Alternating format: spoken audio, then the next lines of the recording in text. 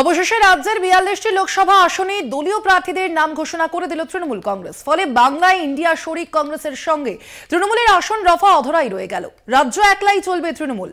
শুধু বাংলায় নয়, তৃণমূল অসম ও মেঘালয়ে কংগ্রেসের সঙ্গে যে আসন সমঝোতার সম্ভাবনা তৈরি হয়েছিল তারও এক প্রকার জবনিকা পড়ল রবিবারের ব্রিগেডে মমতা বন্দ্যোপাধ্যায়ের জনগর্জন সভায়।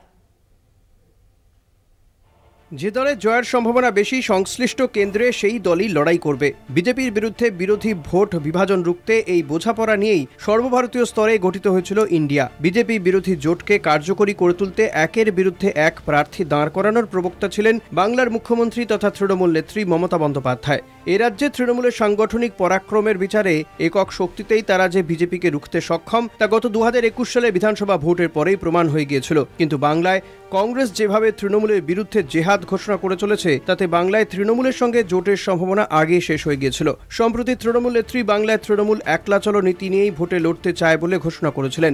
ইন্ডিয়ার গুরুত্বপূর্ণ শরিক তৃণমূলের সঙ্গে তাদের আসন রফা চলছে বলেই এআইসিসির তরফে জানানো হয়েছিল। সূত্রের খবর, অসমে ও মেঘালয়ে দুটি কেন্দ্র কংগ্রেসের সঙ্গে আসন সমঝোতা চেয়েছিল তৃণমূল, কিন্তু শেষ পর্যন্ত এআইসিসির তরফে প্রদেশ কংগ্রেসের সভাপতি অধীর চৌধুরীকে যেমন লাগাম পরাতে পারেনি, তেমনি উত্তর পূর্বেও তৃণমূলকে আসন ছাড়তে চায়নি ইন্ডিয়া সর্ববৃহৎ শরিক দল।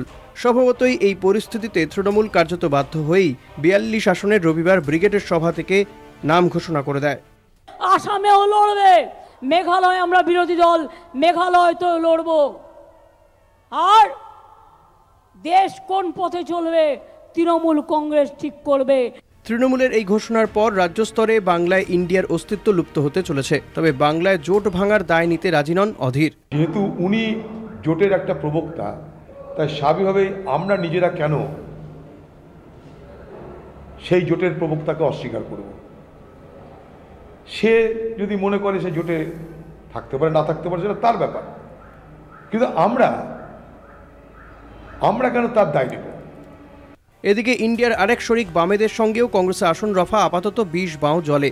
তার জেরে বাংলায় ইন্ডিয়ার ৩ শরিকই মুখোমুখি প্রতিদ্বন্দ্বিতা অনিবার্য হতে চলেছে। কলকাতা টিভি।